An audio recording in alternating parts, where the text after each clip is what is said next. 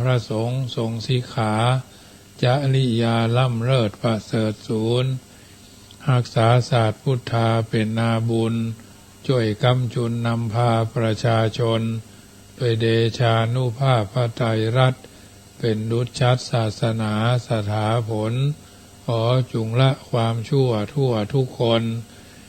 ประกอบตนเสริมสร้างแต่ต่างดีขอจุงมีใจสงบประสบสุขนิรัตทุกปรีเปรมเกษมศรีขอจุงเกิดความฮักสามัคคีฉันน้องพี่ทั่วกันนิรันดร์เทิน10 นิ้วกราบแนบใจไหวสาภาระมีธรรมในครูบาอาจารย์พระมหาเถรานุเถระท่านเจ้าคณะพระสังฆาธิการทุกรูปทุกตนขอความสุขความสวัสดีในธรรมะแห่งองค์สมเด็จพระสัมมาสัมพุทธเจ้าจงมีแก่บรรดาท่านสาธุชนผู้ฟังทุกท่านที่ได้มีโอกาสเปิดวิทยุรับฟังรายการเสียงธรรมก่อนรับตาทางสถานีวิทยุเพื่อการศึกษาพระพุทธศาสนาและจริยธรรมตลอดจนวัฒนธรรม FM 104.50 เมกะเฮิรตซ์วัดฝายหินตำบลสุเทพอำเภอเมืองจังหวัดเชียงใหม่เมตตาในหลวงพ่อท่านพระครูสมุวิสุวัตรวรคิโจท่านเจ้าอาวาสและท่านผู้อำนวยการวิทยุคืนนี้เฟซบุ๊กไลฟ์สดส่วนแห่งพระเรียนเอกวัดลาดดำเนินรายการบรรยายธรรมะโดยอาตมาภาพพระมหาประสิทธธรรมาภินันโท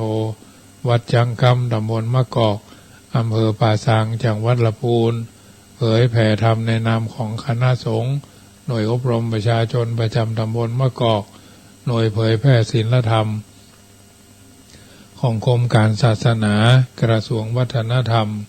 เบอร์โทรศัพท์061-547-6539น้อมนำเอารายการนี้มาอู้เอิ้นเจริญพรมาเป็นปฏิพรกับบรรดาญาติโยมที่อยู่ท่าดาวฟังเป็นประจำนำธรรมคำสอน 84,000 พระธรรมขันธ์รังสรรค์เลือกสรรเอาสิ่งที่ดีที่เป็นมงคลที่เป็นอันเกื้อกูลให้จิตใจเฮาบ่หวั่นไหวซึ่งไปตามกระแสเพราะฉะนั้นนำธรรมคำสอนในทางพระพุทธศาสนาก็ถือว่าเป็นส่วนหนึ่งที่นำมาอู้เอิ้นเจริญพรกับบรรดาญาติโยมสาธุชนท่านผู้ฟังทุกท่านวันนี้พระกันก็เป็นวันอังคารที่10เดือนมกราคมเนาะเดือนมกราคม2566เนาะเดือน4เหนือแรม5ค่ำเนาะแรม4ค่ำแรม4ค่ำเป็นวันอังคารก็ถือว่าปีใหม่ผ่านมาได้9 วันผ่านไปแล้วแต่ว่าวันที่9มังกรหลายวัดหลายวาเพิ่นก็ทำกันเนาะทำกันหลายที่หลายทางบางวัดก็ทำงานอย่างมีงานอย่างยิ่งใหญ่น่าอนุโมทนาในกุศลจริตกุศลจริยาบางที่ก็ทำไปตามสภาวะการแต่ทั้งนี้ทั้งนั้นเพิ่นว่าเอาเก้าเนาะเก้าหน้าเก้าไปทางหน้าแบบนั้นแบบนี้แล้วแต่เขาจะมีความเต็มอกเต็มใจที่จะทำคือมันสำเร็จไปเป็นอย่างหลายอย่างหลายประการก็ทำให้สำเร็จดังที่คนเพิ่นวาดเพิ่นหวังเอาไว้เนาะจะดีจะให้ก็อยู่ที่เฮาทั้งนั้นเพิ่นว่าแต่ว่านี่นะก้าวหน้าก้าวไกลข้ามปัญหาก้าวข้ามปัญหาก้าวข้ามอุปสรรคก้าวพ้นความทุกข์ก้าวไปสู่ความสำเร็จก้าวไปสู่ความสมหวังเนี่ยก้าวไปพบแต่สิ่งที่ดีๆพบแต่สิ่งที่มีความสุขเป็นต้นฉะนั้นเบื้องแรกนี้จะได้นำพาญาติโยมกราบพระไหว้พระตามสมควรโยขันแก้ว5โกฏากเป็นลำดับไปเนอกราบ1กราบ2กราบ3กราบ4กราบ5อะระหังสัมมาสัมพุทโธภะคะวาพุทธังภคะวันตังอภิวาเทมิกราบสวากขาโตภะคะวะตาธัมโมธัมมังนะมัสสามิกราบสุปฏิปันโนภะคะวะโตสาวกสังโฆสังฆังนามามิกราบ มาตาปิตุคุณังอหังวันตามิกราบคุณูปการีวันตามิกราบพระพุทธกราบพระธรรมกราบพระสงฆ์กราบระลึกถึงคุณพ่อคุณแม่กราบระลึกถึงคุณของครูบาอาจารย์เป็นลำดับลำดาไปเนอะ นามาเมโบตังโกนาสาคาลันตังนามามิธัมมังมุนีราชเดสิตังนามามิสังฆังมุนีราชสาวกังนามามิกัมมาทานังนิพพานาติกามุปยังนามามิกัมมาทานาตายากาจาริยังนิพพานามาคุเทสกังอาจโยโนพันเถอจักขมายถาภเรยถามูระเหยะถากุสะเดเยมะยังพุทธธัมมาสังฆกัมมัฏฐานังกัมมัฏฐานาทายกาจริยาสังฆเตสุปัญจรัตเนสุอติเทวาปัจจุปันเนวาอวิวายทิวาราโอวากายเยนะวาวาจายะวามานาสาวาภมะตังวาอากาลวังวาอากาสิมาติสวายะถาธัมมังปฏิกโรมาเตสันโนพันเตพุทธาธิรัตนาปัญจกังอนุกัมปังอุปาทายะอาจยังอาจยโตปฏิคันันตุกามันตุสัพพังโตสังอายติงสังวาลิสามานาปุเนวังปฏิกาลิสามามายังพันเตสัพพพุทธกัมมาทานังอาจามาเตธโนพันเตปิเตสมาธิจามาจายานะอภิญญานังติติกังคาวิปัสสนาญาณังนิปาปาอริยมกะภาลานิปานังยาจามาเตธโนพันเตนะโมตัสสะภะคะวะโตอะระหะโตสัมมาสัมพุทธัสสะนะโมตัสสะภะคะวะโตอะระหะโตสัมมาสัมพุทธัสสะนะโมตัสสะภะคะวะโตอะระหะโตสัมมาสัมพุทธัสสะพุทธังสรณังกัจฉามิธัมมังสรณังกัจฉามิสังฆังสรณังกัจฉามิทุติยัมปิพุทธังสรณังกัจฉามิทุติยัมปิธัมมังสรณังกัจฉามิทุติยัมปิสังฆังสรณังกัจฉามิตติยัมปิพุทธังสรณังกัจฉามิตติยัมปิธัมมังสรณังกัจฉามิตติยัมปิสังฆังสรณังกัจฉามิพุทโธสัพพัญโยทยานโนธัมโมโรกุตโรนาวาสังโฆมะขะภะระโตจาอิเจตังรัตนะทยังเอตัสสานุภาเวนะสัพพะอันตรายโยวินาสันตุโนติปิโสภะคะวะอะระหังสัมมาสัมพุทโธวิชาจารณะสัมปันโนสุขโตโลกวิทูอนุตตโลปุริสธรรมสารติสัทธาเทวมนุสสนังพุทโธภะคะวะติสวากขาโตภะคะวะตาธัมโมสันติติโกอาการิโกเอหิปัสสิโกโอปนายิโกปัจจตังเวทิทัพโพวิญโยหิติสุปฏิปันโนภะคะวะโตสาวกสังโฆอุจุปฏิปันโนภะคะวะโตสาวกสังโฆยายาปฏิปันโนภะคะวะโตสาวกสังโฆสามิจิปฏิปันโนภะคะวะโตสาวกสังโฆยติทังจัตตาริปุริสายุคานิอัฏฐาปุริสาภุคลาเอสาภะคะวะโตสาวกสังโฆอาหุนายโยปาหุนายโยตักขินายโยอัญชริการณิโยอนุตรังปุญญเขตังโลกัสสติโยโสภะคะวะสัมมาทิงสาปารามิโยปุเรตวะสัพพะกิเลเสปัญชิตวะอนุตตโรสัมมาสัมโพธิงอภิสัมพุทโธเทวานังอติเทโวสักขานังอติสักโขพระมนานังอติพระมโนโยโลกานาโถภะคยาวันทากาทิหิการเนหิภะคะวะติลัทธธรรมลัทธนาโมโยโสภะคะวะอิติปิอรหังอรหังวัตโสภะคะวะอรหันตังสารนังกัจจามิอรหันตังศีลาสานะมามิพุทโธสัพพัญญุทยานโนอนันตาติคุณาสมนาคโตปัฏฐโมคุณาพุทธคุณาวชิลาปะกะโลวราเมวานาโถโสภะคะวะอิติปิสัมมาสัมพุทโธสัมมาสัมพุทโธวัตโสภะคะวะสัมมาสัมพุทธังสารนังคัจฉามิสัมมาสัมพุทธังศีลสานะมามิพุทโธสัพพัญญุทยานโนอนันตาติคุณาสมนาคโตทุติโยพุทธคุณาวชิลาปะกะโลวาลาเมวานาโถโสภะคะวะอิติปิวิชาจารณะสัมปันโนวิชาจารณะ สัมปันโนวัตโสภควาวิชาจารณะสัมปันนังสรณังคัจฉามิวิชาจารณะสัมปันนังศีลสานามามิพุทโธสัพพัญญุทยานโนอนันตาติคุณาสัมนาคโตทัตติโยพุทธคุณาวาจิลาปากาโลวราเมวานาโตโสภควาอิติปิสุขโตสุขโตวัตโสภควาสุขตังสรณังคัจฉามิสุขตังศีลสานามามิพุทโธสัพพัญญุทยานโนอนันตาติคุณาสัมนาคโตจตุโตพุทธาคุณาวาชิราปากาโรวราเมวานาโตโสภควาอิติปิโลกวิทูโรกวิทูวัฏโสภควาโลกวิทุงสรณังคัจฉามิโลกวิทุงศีลสานามามิพุทโธสัพพัญญุทยานโนอนันตาติคุณาสมนาคโตปัญจโมพุทธคุณาวชิลาปากาโลวระเมวานาโตโสภควาอิติปิอนุตตโรวัฏโสภควาอนุตตรังสรณังคัจฉามิอนุตตรังศีลสานามามิพุทโธ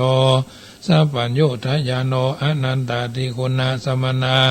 คโตชัตโตพุทธคุณาวชิลาปากาโลวระเมวานาโตโสภควาอิติปิปุริสธรรมสารถิปุริสธรรมสารถิวัฏโสภควาปุริสธรรมสารถิงสรณังคัจฉามิปุริสธรรมสารถิงศีลสานามามิพุทโธสัพพัญญุทยานโนอนันตาติคุณาสมนาคโตสัตตโมพุทธคุณาวชิลาปากาโลวราเมวานาโตโสภควาอิติปิสัทธาเทวมนุสสานังสัทธาเทวมนุสสานังวัฏโสภควาสัทธา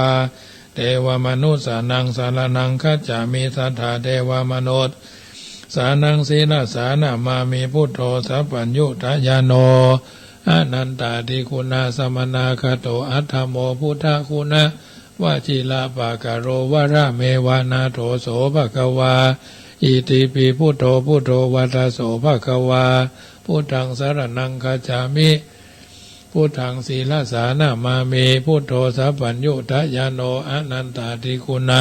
สมนาคโตนะวะโมพุทธคุณาวชิลาปากาโลวระเมวานาโถโสภควาอิติปิภควาวัฏโสภควันตังสารนังคัจฉามิภควันตังศีลสานามามิพุทโธสัพพัญญุทยานโนอนันตาติคุณาสมนาคโตทัสโมพุทธคุณาวชิลาปากาโลนะวราเมวะนาโถโสภควาอิติปิวัตตังสารนังคัจฉามิวัตตังศีลสานามามิวชิลาปาการังนิธิตังยันตุเนเมตังอวามังการัญญโยจามนาโปสกุณะสัสสะโตปะปะกะโหโตสุปินังอกันตังพุทธานุภาเวนะวินาสเมนโตยันตุเนเมตัง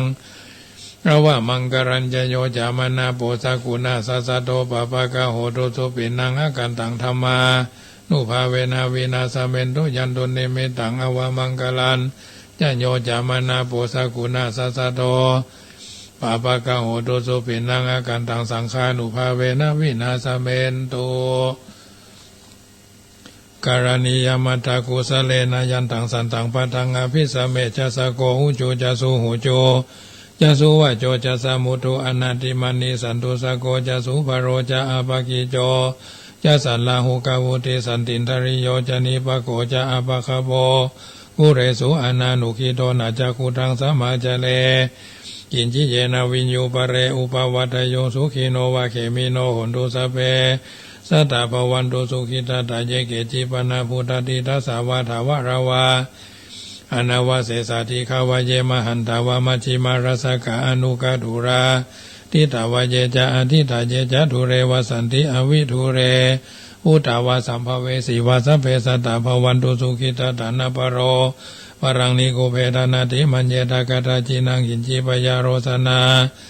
ปฏิฆาสัญญานัญญมัญญาสัตตุคามิจยามัตตายาธานิยังพุทธังอายุสาเอกพุทธมนุระเขเอวัมปิสัพพะพุทเธโสมานะสัมภาวัญเยอปาริมานังเมตัญจสัพพโร กัสสมิงมานาสัมภาวะเยอภาลิมานังอุดังอโทจติริยัญจาสัมปทังเวรังสัมปทังติทันจารังนิสิโนวาสัญญาโนวายาวัตสาวิคตามิโตเอตังสติงอติทายาพระมะเมตังวิหารังอิตังมาอุติติญญานุปกรรมสีลาวาทัสเนนะสัมปันโนกะเมสุเวนายาเคตังในจตุกปัสสยังปุณเรติติการานิยเมตสุตังพระมโนปุโธพระมโนธัมโมอภมโนสังโฆปมานาวันตานิสิริงสัพพานิอหิวิจิกาสตาปฏิอุณนาภิสราภูมุสิกากัตตเมราคากัตตเมปริตาปฏิกัมมันตุปุตานิโสหังนะโมภะคะวะโตนะโมสัตตานังสัมมาสัมพุทธานังขันธปริตัง สักกะตัวพุทธรัตนังโอสถังอุตตมังวรังหิตังเทวมนุสสนังพุทธเตเจนะโสตินานาสันตุปัตตวาสัพเพทุขาวุปัสสะเมนตุเตสักกะตัวธรรมรัตนังโอสถังอุตตมังวรังปริลาหูปัสสะมนังธรรมเตเจนะโสตินานาสันตุปัตตวาสัพเพพยาวุปัสสะเมนตุเตสักกะตัวสังฆรัตนังโอสถังอุตตมังวรังอาหุนยังปาหุนยังสังฆเตเจนะโสตินานาสันตุปัตตวาสัพเพโลกาวุปัสสะเมนตุเตเอวเมสุตังเอกังสัมมัญญังภควาสาวัตถิยังวิหารติเจตวันเนอนาถาบินดิกัสสะอารามเมตระโขภควาภิกขุอมันเตสิภิกขโวติปะทันเตทิเตภิกขุภควโตปัจจโสสุงภควาเอตตะโวจาเมตายาภิกขเวเจโตวิมุตติยาเสวิตายาภาวิตายาพหุนิกตายะยานิกตายะวัตถุกตายะอนุทิตายะปาริจิตายะสุสัมมารัฐายะอิเมเอกาทัสสานิสังสาปฏิกังคากัตตเมเอกาทัสสะสุขังสุปฏิสุขังปฏิปุจจตินะปะปะกังสุปินังปัสสติมนุสานังพิโยโหติอมนุสานังพิโยโหติเทวตารขันตินาสาอาคิวาวิสังวาสัทถังวากามติทุวตังจิตังสมาธิยติมุขวันโนวิปัสสิตติอาสามุลโหการังกโรติอุตริงอปติวิจันโตภมโรกุปโคโอติเมตายาภิกขเวเจโตวิมุตติยาอาเสวิตายาภาวิตายาภาหุลิกตายะยานิกตายาวัตถุกตายะอนุทิตายาปริยิตายาสุสัมมารัฐายะอิเมเอกาทัสสานิสังสาปฏิกังคติอิทัมมโวจาภควาอัตถมนาเตภิกขุภควโตภาสิตังอภินันโดนติอาหังสุขิโตโหมิอาหังอเวโรโหมิอาหังอภยาปโจโหมิอาหังอนิโคโหมิอาหังสุขีอัตนังปริหารามิ เอาละญาติโยมสาธุชนคนดีทั้งหลายได้ยินได้ฟังการสั่งว่าสวดที่ยายพุทธคุณธรรมคุณสังฆคุณเรียบร้อยท่านที่กำลังเปิดวิทยุรับฟังรายการเสียงธรรมก่อนรับตาขึ้น96ก็ดีขึ้น104ก็ดีออกสัญญาณพร้อมๆกันเพราะวันนี้ท่านเข้าลานมาได้จัดรายการมีศาสนกิจไปที่อื่นเลยจัดรายการแทน สำหรับรายการเสียงธรรมก่อนรับตานั่นมีเป็นปกติทุกวันตั้งขึ้น104.50 เมกะเฮิรตซ์วัดฝ่ายหินพอดีช่วงที่จัดรายการก็เลยเชื่อมสัญญาณต่อกันไปเลยท่านพระมหาประสิทธิ์วัดดอยสุเทพก็เลยเชื่อมสัญญาณติดกันไปเลยจะได้บัดเสียเวลาทางนี้ทางนั้นก็ขออนุโมทนาในกุศลจริยาบรรดาญาติโยมที่ตั้งใจฟังน้ำฟังธรรมกันเพื่อจะได้เป็นประทีปธรรมนำชีวิตวันนี้เราเดินทางชีวิตมาถึงวันที่10เดือนมกราคมแล้วบางกี่วันน้องๆหนูๆก็จะเป็นวันเด็กแห่งชาติเด็กคือเด็กวันนี้คือผู้ใหญ่ในวันหน้าเนาะ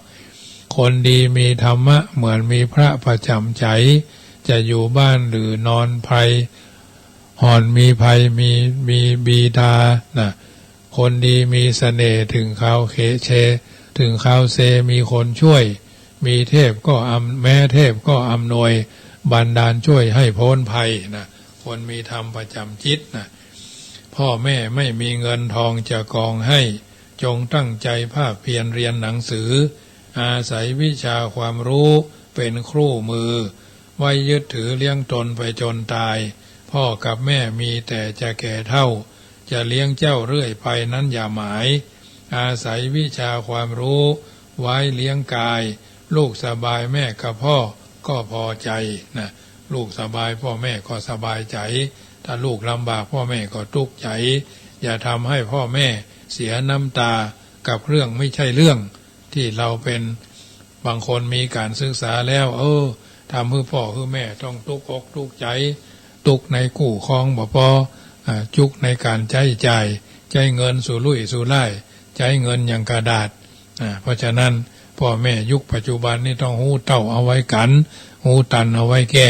เพราะมันบักกินเข้ามันกินทางในมือถือพุ่นเพื่อนห้องว่าสังคมก้มหน้าบ้านไผ่บ้านมันเลิกการเลิกงานมาแล้วบางบ้านก็กินข้าวน้ำข้าวแรงด้วยกันอยู่บางบ้านเนี่ยต่างคนต่างกินบางข้างบางบ้านก็เป็นหน้าซับทับงอ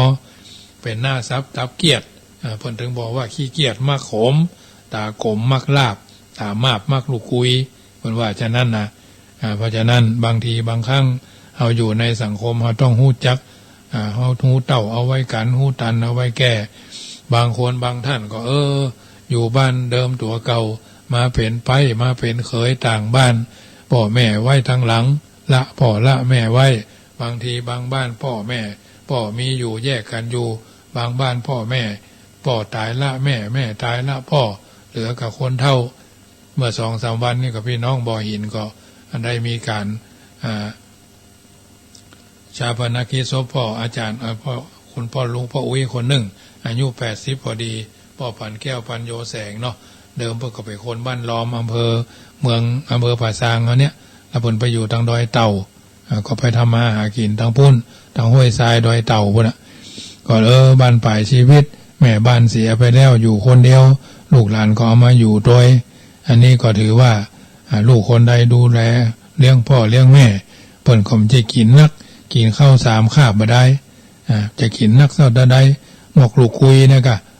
พ่อแม่นะเพราะฉะนั้นอายุ80 ปีไปหงยาวันเดียวก็ลวดถึงแก่กรรมไปเลยบ่ได้ทรมานไผเนาะเพิ่นตายก่อนตายเพิ่นก็ว่าปู่ย่าทำอะไรโพดโลกถ้าพ่อมึงตายก็เอาทำนี่มาเทศให้ฟังเลยนะอาตมาภาพก็เลยไปเทศทำอะไรโพดโลกนะคือเพิ่นฟังสำนวนของเพิ่นก็ดีอยู่เนาะก็แต่งแต้มเข้าไปว่าเข้าไปเติมเพิ่นว่าใส่ไข่ใส่นมเข้าไปก็เป็นที่ม่วนอกม่วนใจของผู้รับฟังกันโดยทั่วไปเพราะฉะนั้น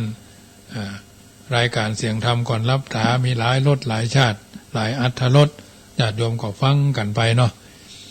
ระหว่างวันที่13-14เนี่ยธรรมาภาพก็คงไม่ได้จัดรายการเมื่อคืนเนาะเพราะว่าจะเดินทางไปร่วมงานบำเพ็ญกุศลศพท่านพระครูอนุชิตศาสนาธรอดีตเจ้าคณะอำเภอเมืองแม่ฮ่องสอนณวัดผาอ่างวัดนี้เพิ่งก็ตั้งศพบำเพ็ญตั้งแต่วันที่6มาละ6 7 8 9 10 11 12 13 14ก็พระราชทานเพลิงศพจะเดินทางไปวันที่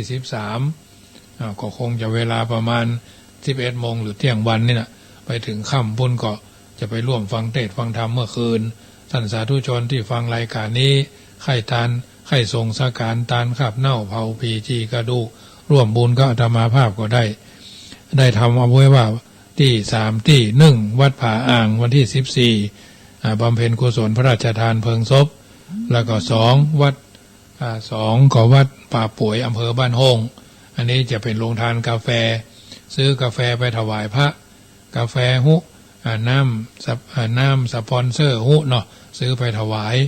ตีละ50กล่องบุญละ50 บาทญาติโยมหอมขินหอมทานได้เนอะเราอยู่ส่วนกลาง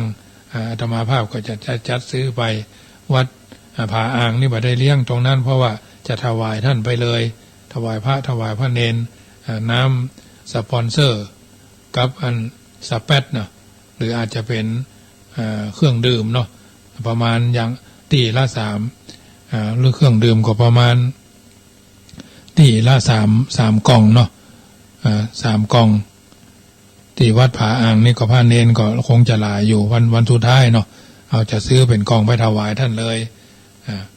กล่องบุญละ50 บาทตีละ50กล่องบุญ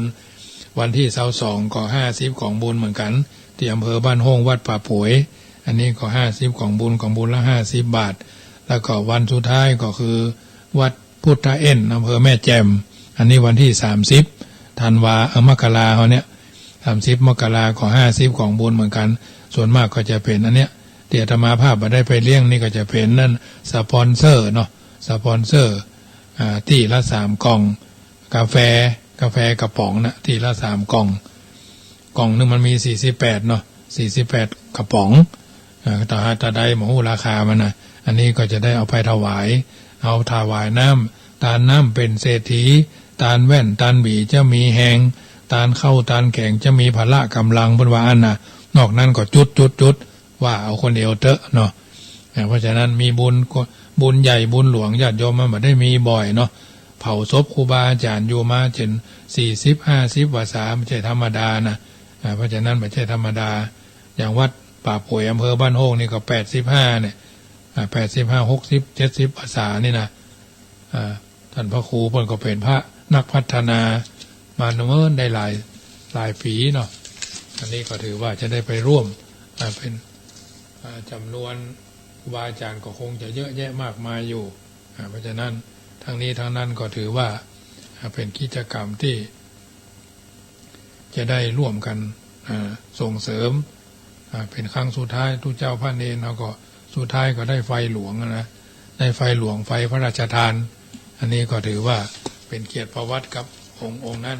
บางรูปบางตนเพิ่นมีเกียรติยศเกียรติทรัพย์เรื่องลือระบือไก่ก็เป็นที่น่าอนุโมทนาอันนี้ก็ถือว่าเฮาก็ฮู้ก็อ่านกันอยู่บางทีบางครั้งเฮาทำบุญแล้วเฮาก็พยายามทำใจพิจารณาไตร่ตรองพินิจพิเคราะห์ว่าบุญกุศลที่เฮาทำไปแล้วเป็นสิ่งที่มันอำนวยอวยผลให้เฮาได้อยู่ดีมีสุขบุญจากการทำบุญแต่ละครั้งก็ถือว่าเป็นสิ่งที่จะทำให้เฮาท่านทั้งหลายมีความสบายใจเมื่อมีปัญหาอุปสรรคขวากหนามอันใดอันหนึ่งจะทำให้เฮาฟันฝ่าอุปสรรคเหล่านั้นไปได้อย่างวันที่14ที่จะถึงเนี่ยก็คือวันเด็กแห่งชาติวันเสาร์แรกของเสาร์ที่2ของเดือนมกราเนาะเพื่อนก็จะจัดวันเด็กกันทั้งนี้ทั้งนั้นเราก็คงจะผ่านวัยเด็กกันมาเหมือนกันอาตมาภาพก็จัดของ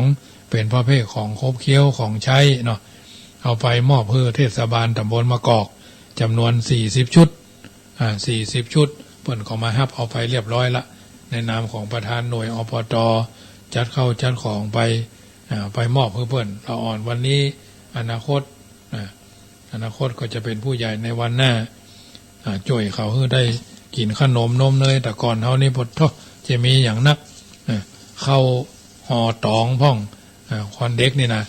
ถ้าผ่านตรงนั้นมาส่วนมากก็ผ่านกันนะคนอายุ50เขาไปได้เข้าโรงเรียนในเวียงหรอกโอ้เล่นนะอย่างกว่าจะได้กันเข้าห่อตองพ่องแคบหมูพ่องชิ้นส้มหม้อนะสมัยนั้นนะเมื่อปี2510ปลายนะต่ำกว่า2500ซาวลงไปนะ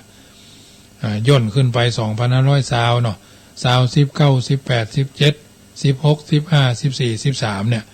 อันเนี้ยหรือว่าม่วนเปิ่นแข่งกีฬากันสมัยนั้นฟุตบอลมีแชร์บอลเนาะก็แข่งขันกันอันนั้นอันนี้แล้วแต่จักกระเยอะพ่องวิ่งกระสอบพ่องนี่นะแบบม่วนแบบละอ่อนบ้านนอกเนาะละอ่อนนอกบ้านนอกอาตมาภาพนี่อยู่ตำบลเมืองง่าก็ถือว่าบักไก่เมืองบักใกล้เมืองก็พอดีถ้าเป็นเปอร์เซ็นต์ก็50เนาะบ้านนอกเกินไปบักใกล้เวียงเกินไปเนาะอันนี้ก็เป็นสิ่งที่ผ่านมาเมื่อวัยละอ่อนเมื่อจบป .4 รุ่นสุดท้ายปี2519นะเพราะฉะนั้นก็ถือว่าได้อยู่วัดอยู่วามาโดยตลอดไม่ได้ไปทางอื่นนอกจากเสียทีว่าจากลำพูนก็ไปอยู่กรุงเทพจากกรุงเทพก็พลิกมาอยู่ลำพูนนี่แหละอันนี้ก็เป็นสิ่งที่ถือว่าเขาได้ทำดีนั่นแหละดีกว่าเนี่ยมีพระบาลีรับรองไว้เบื้องต้นว่ากตัญจะสุกตังไสยโยความดีนั่นแหละทำดีกว่าตามพระพุทธภาษิตนี้สอนให้เราทำความดีแต่ความดีคืออะไรอย่างในหลักพระพุทธศาสนาความดีก็เกิดขึ้นที่กายที่วาจาที่ใจ3สถานเนี่ยเพราะฉะนั้นพระองค์ทรงแสดงกายกรรม3วจีกรรม4มโนกรรม3นั่นแหละเป็นความดี ที่เป็นไปในกายวาจาใจส่วนที่เป็นไปในทางที่ชั่วก็มีกายกรรม3วจีกรรม4มโนกรรม3เมื่อสิ่งเหล่านี้เป็นฝ่ายชั่วเรียกว่าบาปเรียกว่าทุจริตเรียกว่าอกุศลกรรมบทที่เป็นฝ่ายดีเรียกว่ากุศลกรรมบทเรียกว่าสุจริตธรรมเนาะสุจริตธรรมดังนี้เมื่อทำได้กายกรรม3วจีกรรม4มโนกรรม3ครบถ้วนบริบูรณ์สมบูรณ์แล้วจึงห้องว่ากุศลกรรมบทอกุศลกรรมบทหู้จักตัวความดีหู้จักตัวความชั่วเช่นนี้แล้วก็ควรที่จะเว้นในส่วนที่เป็นความชั่วประพฤติส่วนที่เป็นความดีกายกรรม3ก็คือฆ่าสัตว์ลักทรัพย์ประพฤติผิดในกามคือความใคร่ใครได้ใครมีใครเป็นเนาะเป็นอกุศลกรรมบททุจริตที่ตั้งใจเว้นจากการฆ่าสัตว์ลักทรัพย์ประพฤติผิดในกาม3อย่างเนี้ยเป็นกุศลเป็นสุจริตอู้เท็จอู้ส่อเสียดยุยงยุฮือแรงตะแคงฮือรั่วเนาะโกรธเกลียดทะเลาะวิวาทบาดหมางบ่มีแผงใส่บ่ใหญ่แผงเอาคำหยาบด่าว่าเล่าหน้าจาขวัญด่าตุด่าพระด่าพ่อด่าแม่ด่าครูบาอาจารย์ด่าผู้นำชุมชนเนาะด่าเจ้านายเนี่ยเล่าขวัญเจ้านายเล่าขวัญตุเล่าขวัญพระเล่าขวัญพ่อหลวงเล่าขวัญกำนันเนี่ยเล่าขวัญเจ้านายเล่าขวัญประธานแม่บ้านเล่าขวัญประธานอสมเนี่ยเล่าตรงนั้นบ่พอเล่าตรงนี้บ่พอมันถึงไปเพ้อเจ้อเหลวไหลนะเพิ่นฮ้องว่ามาไล่สาระไล่ประโยชน์เป็นวจีกรรมซึ่งเป็นบาปเป็นอกุศลเว้นจากการพูดเท็จเว้นจากการพูดส่อเสียดเว้นจากการพูดคำหยาบเว้นจากการพูดเพ้อเจ้อเหลวไหลที่เป็นวจีกรรมที่เป็นส่วนกุศลเป็นส่วนสุจริตมโนกรรมเพ่งเล็งอยากได้ของคนอื่นพยาบาทปองร้ายคนอื่นอันพิษเป็นชอบนี้เป็นมโนกรรมฝ่ายทุจริต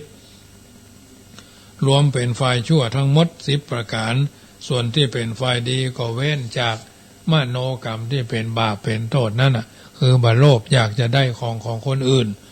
แม้กระทั่งเก็บได้อันนั้นอันนี้ก็ต้องพอประกาศหาเจ้าของบาพยาบาทอาฆาตจองล้างจองผานคนนั่นคนนี้นะเป็นหันชอบตามทำรองคองธรรมรวมทั้งกายกรรมวจีกรรมจึงเป็น10ประการความชั่วนั้นทำเข้าแล้วย่อมมีผลเดือดร้อนจะมาตัวหาภายหลังทุกภพนี้ในภพนี้พ่องทุกในภพหน้าพ่องส่วนกรรมดีที่เป็นบุคที่เป็นเมื่อบุคคลกระทำเข้าแล้วก็ย่อมผลเป็นความสุขใจในภพนี้พ่องในภพหน้าพ่อง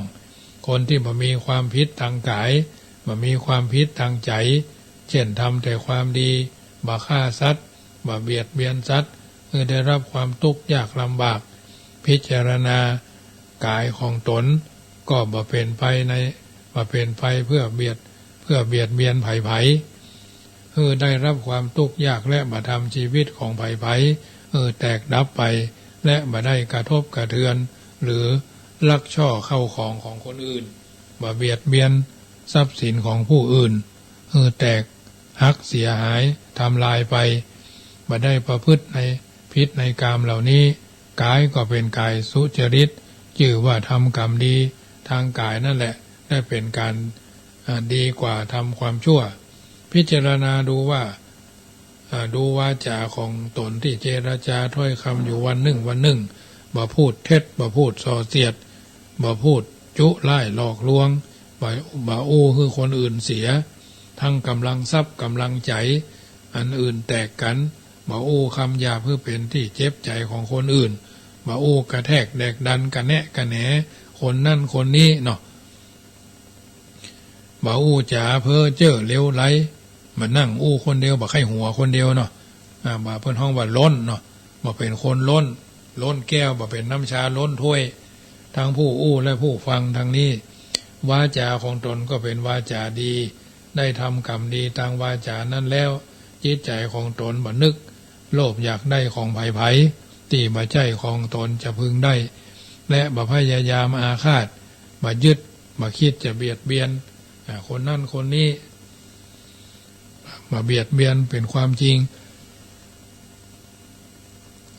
อันได้ชื่อว่าทำใจของตนให้เป็นมโนกรรมที่สุดเป็นสุจริตเป็นกุศลเมื่อบุคคลมากระทำในหลักทั้ง3ประการคือกายกรรมวจีกรรมมโนกรรมซึ่งแยกออกเป็นกายกรรม3วจีกรรม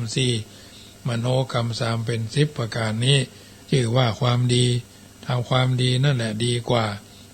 อย่างใดดีกว่าการกระทำความชั่วเพราะทำความชั่วเข้าแล้วเดือดร้อนในภายหลังถึงแม้ไผจะจับบ่ได้ไล่บ่ตันได้ชื่อว่าตนของตนมีความเร่าร้อนอยู่ในตนของตนเองนั่นแหละอันการกระทำความชั่วนั่นบ่ใช่ทุกข์โทษแต่เพียงชาติเดียวบางครั้งบางคราวของโทษหลายภพหลายชาติติดต่อกันไปตามหลักกรรมในทางพระพุทธศาสนาก็ให้ผลเป็นทุกข์ชั่วอยู่ชั่วถึงพุทธันดรซึ่งนับด้วยกับเช่นกาลครั้งหนึ่งพระมหาโมคคัลลานะกับพระลักขณะเถระได้ลงจากภูเขาคิจกูฏเมืองราชคฤห์ท่านมหาโมคคัลลานะได้หันสัตว์ประหลาดตัวหนึ่งดวงตาอันเป็นทิพย์หรือที่พระจักษุญาณของท่านซึ่งสัตว์นั้นถูกไฟเผาไหม้อยู่ตั้งแต่ปลายหางจนถึงหัวและไหม้จากหัวไปถึงหางพลิกไปพลิกมากลับไปกลับมากลางตัวพุ่งออกไปจากหัวพุ่งไปทางหัวทางหางไฟไหม้อยู่อย่างเนี้ยสัตว์นั้นก็ดิ้นรนทุรายกลิ้งเกลือกอยู่นั่นน่ะพระมหาโมคคัลลาเถระแสดงการยิ้มแย้มฮือปรากฏพระลักขณะก็ถามถึงเหตุว่าท่านอาจารย์ยิ้มมาหยังพระมหาโมคคัลลานะก็บอกว่าจงอย่าถามผมในโอกาสนี้เลยจงถามผมในโอกาสที่เฝ้าพระพุทธเจ้าเตอะเมื่อไปถึงเวรุวันวิหารได้เข้าเฝ้าพระพุทธเจ้าพระลักขณะเถระก็ถามพระมหาโมคคัลลานะว่าการที่ท่านยิ้มนี่เนาะผู้ภาษาบ้านเฮาเนี่ยนะท่านยิ้มนั่นอาศัยอันอย่างกะมีเรื่องอันอย่างกะดีใจอันอย่างกะขำอันอย่างกะเนาะบ้านเฮาพระมหาโมคคัลลานะก็เล่าเรื่องที่ท่านได้หันเปรตซึ่งเป็นสัตว์คล้ายๆงูอ้องกันว่าอัชฌคระเปรตซึ่งมีลำตัวใหญ่โตและถูกไฟคลอกไหม้อยู่ตั้งแต่หัวไปจนถึงหางตั้งแต่หางไปจนหัวไหม้ไปไหม้มาไว้เถอะเนาะไฟไล่ไปไล่มาอย่างเปิ่นเล่นล่องสะเพาล่องเฮือนที่จังหวัดนครพนมนะองค์สมเด็จพระสัมมาสัมพุทธเจ้ารับว่าข้อนั้นเป็นความจริงอย่างนั้นตถาคตก็เลยเคยหันสัตว์เช่นนี้แล้วเมื่อวันที่ได้ตรัสรู้อนุตตรสัมมาสัมโพธิญาณแต่เมื่อยังบ่มีไผได้หันประจักษ์พยานขึ้นมาตถาคตอู้ไปกล่าวไปหากผู้ใดบ่เชื่อต่อกรรมอู้ของตถาคตถ้าอู้ภาษาบ้านเราว่าข้าก็หารเหมือนกันพระพุทธเจ้าก็บอกข้าก็หารเหมือนกันโมคคัลลานะแต่ข้าหารคนเดียวเนาะข้าจะไปอู้คนนั่นฟังคนนี้ฟังเกิดเขาบ่เชื่อคอยว่าอุตริอวดดีอวดหู้เนาะเพิ่นก็จะว่ายะแต่คนปฏิบัติธรรมก็บางต้นเพิ่นหันนี่ไปโอ้บ้าไก่หรอมันถึงอย่างนี้นะคนบอกไปถึงนั่นนะภูมิปัญญาบ่ถึงไว้เนาะตถาคตจึงบอกอู้พระมหาโมคคัลละได้หันเช่นนี้แล้วเป็นพยานประจักษ์แล้วตถาคตจึงรับว่าได้เห็นแน่เป็นอย่างที่ท่านมหาโมคคัลลานะว่านั่นแหละตู้เจ้าทั้งหลายเอ๋ยเนาะพระลักขณะจึงได้กราบทูลถามถึงบุพกรรมของสัตว์ประหลาดเหล่านี้ว่าเป็นไปเป็นมาอย่างไรพระเจ้าค่ะคือกรรมที่คนได้ทำไว้แล้วย่อมมีผลเป็นทุกข์ในภายหลังผลเป็นทุกข์สิ้นกาลละนานพุทธเจ้าจึงตัดบุรพกรรมของเปรตนั้นว่าเมินมาแล้วกาละล่วงไปแล้วสมัยกัสสปะพุทธกาลคือในการแห่งพระพุทธเจ้าพระนามว่ากัสสปหรือกัสสปะนั่นมีเศรษฐีคนหนึ่งชื่อว่าสุมังคระเศรษฐีเป็นผู้มีความเลื่อมใสเป็นพุทธอุปถากพระพุทธเจ้าพระองค์นั้นได้สร้างวิหารถวายเป็นที่ประทับและเป็นที่แสดงธรรมเทศนาของพระองค์ทุกเจ้าเศรษฐีก็ได้ไปสู่วิหารถึงวันวันหนึ่งกำลังเดินไปแต่เจ้าไปถึงซุ้มประตูนครหันพ่อชายคนหนึ่งกำลังนอนอยู่ใกล้ ข้างประตูนั่นจึงแต่งตัวสกปรกซึ่งแต่งตัวสกปรกเลอะเทอะโดยฝุ่นขี้เปอะขี้ฝุ่นนอนคุกฝุ่นเศรษฐีนั่นจึงอู้กับคนใจว่าบ้านนายนี่มันถ้าจะไปเหี่ยวปิกดึกหรือไม่ก็เป็นโจรกล้าหาเพียงเท่านั้นบุรุษนั้นยินฟังก็เกิดความอาฆาตว่าโอ้ปู่ตัวนี้มาวุ่นวายเรื่องของเฮาเนี่ยไปไหนย่อมใจไปเพิ่นว่าไม่มีดบ้านคอให้ได้กล้าเนาะคนมันขี้แค้นขี้โกรธหรอกขี้เกียจมากข่มตาข่มมากลากเพราะเด้ออาฆาตพยาบาทเอาไว้จึงมีความอาฆาตว่าเอาจะแก้แค้นเศรษฐีนี่คือได้เมื่อเศรษฐีไปถึงวิหารแล้วได้ทำพุทธอุปถากเสร็จแล้วก็เดินทางพลิกบ้านของตนฝ่ายบุรุษนั้นมีความอาฆาตในเศรษฐีอย่างยิ่งอยากจะทำลายน้ำใจของเศรษฐีคือพบกับความทุกข์พบกับความยากจนเหมือนกับตนเองเหียจึงเข้าไปเบียดเบียนเศรษฐีด้วยประการต่างๆครั้งแรกก็เข้าไปทำลายปศุสัตว์เลี้ยงสัตว์เลี้ยงของเศรษฐีมีงัวมีควายถูกล้มตายไปหลายตัวเพราะโจรนั้นไปฆ่ากระบือของเศรษฐีฆ่าเศรษฐีหู้ความแล้วก็บ่มีความเสียใจที่สุดก็เข้าไปเบียดเบียนสิ่งของในบ้านหลายประการเศรษฐีหู้แล้วก็บอกว่าหยังโจรก็เกิดว่าจะทำอย่างใดเศรษฐีนี่เป็นตุกโคตรสักกรรมก่อมเป็นสุกสักเตื้อจึงเข้าไปถามคนใจในบ้านเศรษฐีว่าอันยังที่เศรษฐีฮักที่สุดเธอทั้งหลายเมื่อได้ทราบว่าเศรษฐีฮักที่สุดก็คือพระวิหารที่สร้างถวายพระพุทธเจ้านะเป็นที่ประทับได้ไปปัดกวาดทำพุทธอุปถากถึงวันจะไปเลี้ยงพระอยู่วิหารนั่นแหละชื่นชมอยู่วิหารที่ได้สร้างขึ้นนั่นแหละนักหนาเมื่อโจรบุรุษนั้นได้ฟังแล้วก็คิดว่านี่เราจะทำให้เศรษฐีเป็นตุกจงได้จึงเข้าไปสู่วิหารแล้วพยายามหาเชื้อเพลิงทำลายสิ่งทั้งหลายประการคอยที่อยู่พอถึงเวลาดึกสงัดตู้เจ้าทั้งหลายเข้าไปสู่ที่พักของภัยของมันแล้วก็เลยจุดไฟเชื้อเพลิงเผาวิหารไฟก็ลุกโชติช่วงชัชวาลเลยแหละความทราบถึงเศรษฐีนั่นไปถึงหันไฟไหม้วิหารก็บ่ได้แสดงความตกใจอย่างบ่หวือหวาอย่างสักอย่างบ่ได้แสดงความเสียใจอย่างสักอย่างนึกว่าดีแล้วเมื่อมีผู้มาทำลายวิหารของเรา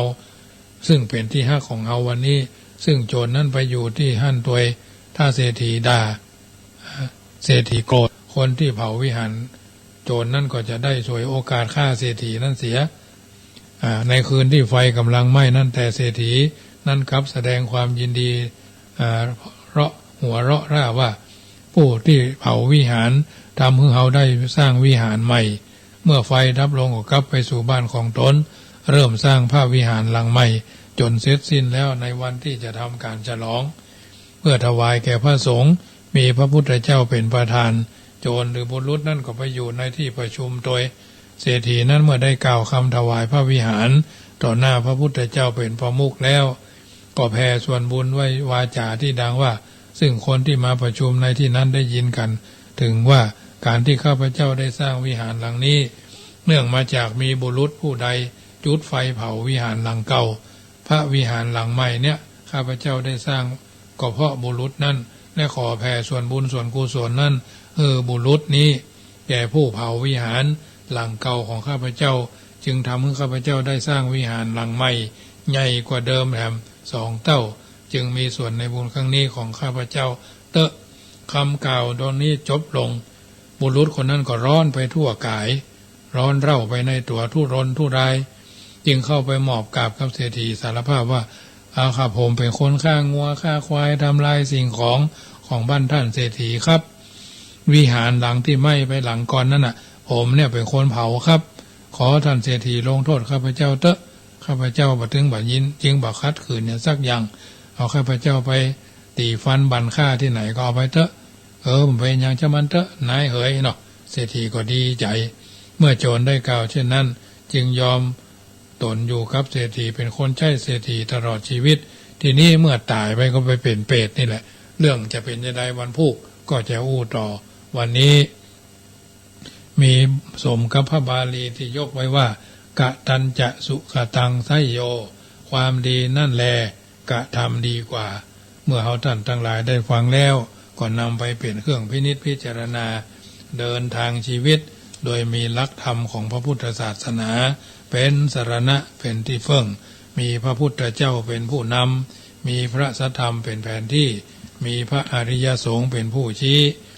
ตัวเฮาคือแหล่งแห่งการทำดีและทำชั่วดีชั่วอยู่ที่ตัวเฮาทำสูงต่ำอยู่ที่เฮาทำตัว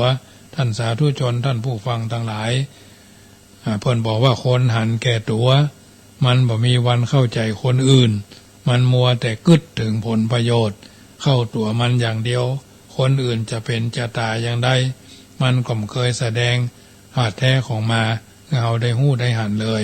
อันนี้ขอบุญกุศลในเจตนาช่วยนำพาญาติโยมที่เป็นผู้มีความนักแน่นในตานในศีลในภาวนาเฮาต่างคนก็ต่างฮื้อตานเป็นการชำระความโลภรักษาศีลเป็นการเจริญเป็นการชำระความโกรธบำเพ็ญจิตตภาวนาเป็นการชำระความหลงศรัทธานักเกินไปขาดปัญญากลายเป็นงมงายปัญญานักเกินไปขาดศรัทธากลายเป็นทิฏฐิมานะสมาธินักเกินไปขาดปัญญากลายเป็นโมหะปัญญานักเกินไปขาดสมาธิกลายเป็นฟุ้งซ่านวิริยะนักเกินไปขาดสมาธิกลายเป็นเหน็ดเหนื่อยสมาธินักเกินไปขาดวิริยะกลายเป็นขี้ข้านสติมีมากเท่าใดยิ่งดีมีแต่คุณบ่มีโทษอันเนี้ยญาติโยมท่านสาธุชนท่านผู้ฟังทั้งหลายร่างทั้งหญิงทั้งชายได้เกิดมาเป็นชาวพุทธมาพบพระพุทธศาสนากุศลเจตนาที่ทำแล้วก็ขอให้เป็นพลังจิตพลังใจช่วยพยุงให้ท่านทั้งหลายเดินทางชีวิตโดยมีสิ่งที่ดีที่งามน้ำใจถึงบ่สวยหล่อก็ดูโสภี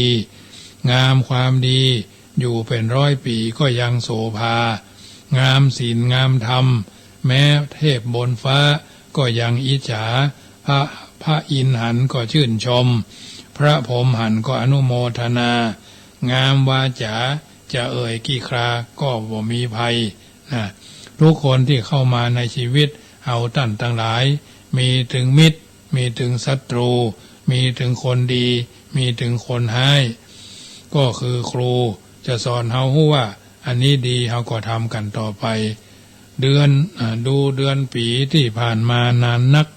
จนประจักษ์แจ้งใจบะกังขาว่าวันคืนล่วงไปบะปิกมามีเวลาอย่าปล่อยให้ลอยไปทุกคืนวันหมั่นจ้องมองดูจิต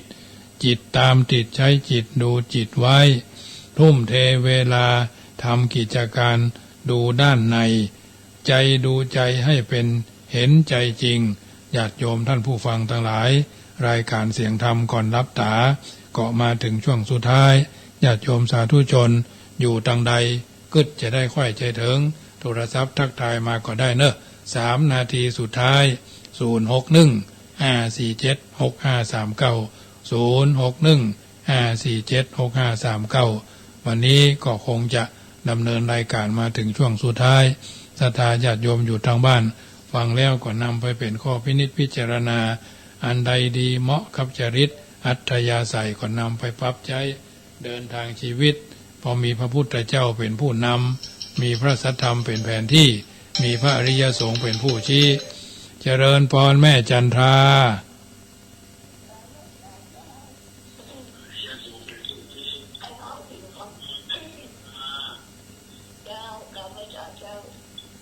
อันชัดเจนเนาะ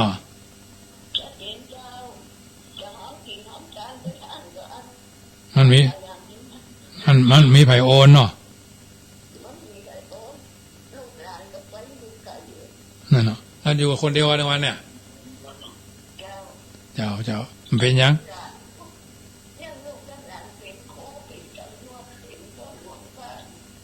หายแซบหมด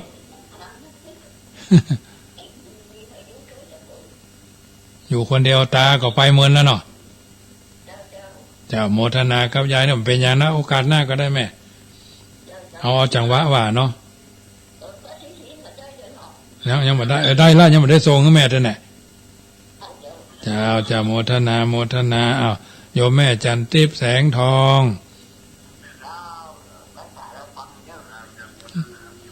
รับฟังก็จะโมทนาเนอโมทนาทุกสายเนอเอาละสมสมัยได้เวลาขอนำรายการจากท่านไปก่อนสัพพีติโยวิวัจจันตุสัพพโรโควินัสสตุมาเตภวัตวันตรายโยพุทโธบังซ้ายธัมโมบังขวาสังโฆบังกายา